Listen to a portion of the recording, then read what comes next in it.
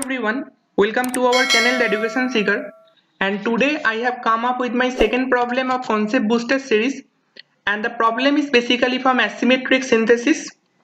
So the question is, the product of the following reaction is, this is the reactant molecule, 3 reagents are given and there are 4 options, and as you can see in each option there are 2 stereogenic centers in the product molecule. But how these stereogenic centers are created in the product molecule and what is the stereochemistry behind it are the main focus of my discussion now. Now if I talk about asymmetric synthesis, that is to access enantiopure molecules, is one of the toughest challenges in synthetic organic chemistry. But the use of catalysis to preferentially prepare a single enantiomer from achiral starting material is generally seen as most efficient and elegant method to do so. But in contrast, there is another way of making asymmetric molecule, that is to use chiral auxiliary method.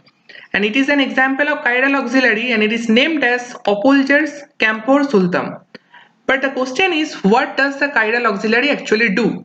So first of all, the chiral auxiliary is incorporated to the substrate molecule and then it transfers chiral information through diastereoselective reaction, and at the end of the reaction the chiral auxiliary is finally removed from the substrate. But such method requires multiple use of chemicals to install, utilize and clip the auxiliary. So in that sense this method is not going to be efficient. But in organic chemistry there are such reactions in which normal catalytic methods do not exist or inefficient.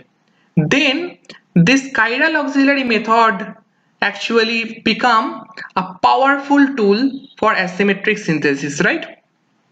So now in this molecule, in the second step, in presence of butyl magnesium chloride, the magnesium center coordinates to the amide oxygen and this oxygen, and as a result of this 6-member Chillet ring is formed and rotation around this carbon nitrogen bond is thus restricted. Now if I look at the alpha beta unsaturated moiety, this is present in S-trans conformation, right? But this S-trans conformation is unstable because there is steric repulsion between the methyl and hydrogen, right? So as a result of this, the rotation around this carbon-carbon bond happens and this S-cis conformation is formed, right? Now in the S-cis conformation, the top face is sterically crowded but the bottom face is less crowded, right?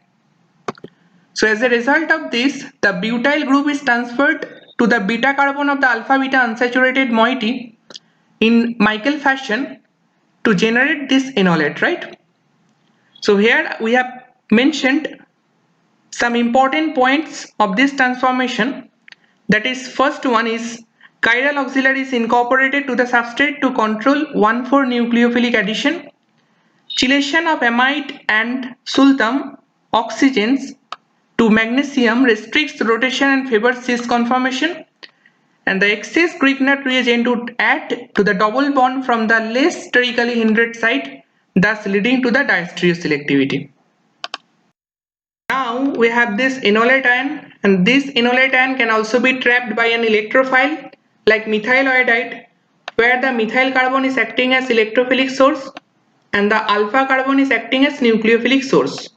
And in this transformation also, the top face is sterically crowded and the bottom face is relatively free. So as a result of this, the electrophile approaches from the bottom face and the enolate attacks the methyl carbon by SN2 reaction, and this diastereomer is formed in the reaction medium having higher diastereoselectivity. Now the last step is hydrolysis, that is, in presence of lithium hydroxide, this carbon nitrogen bond is broken and alpha beta functionalized carboxylic acid is formed and this chiral auxiliary is regenerated. Now let me summarize some important points. The first is the formation of alpha beta functionalized carboxylic acid introduces 2 stereogenic centers via 1,4 addition. Second, the Sultam auxiliary controls the phase of the addition, that is electrophilic attack of methyl iodide. And the third is chiral auxiliary readily clipped to give the enantiomedically pure compound via diastereoselective reaction. So the final answer is option D, right? Thank you very much for watching, and if you find something interesting, then please do like, share and subscribe to our channel so you don't miss any single video. Thank you.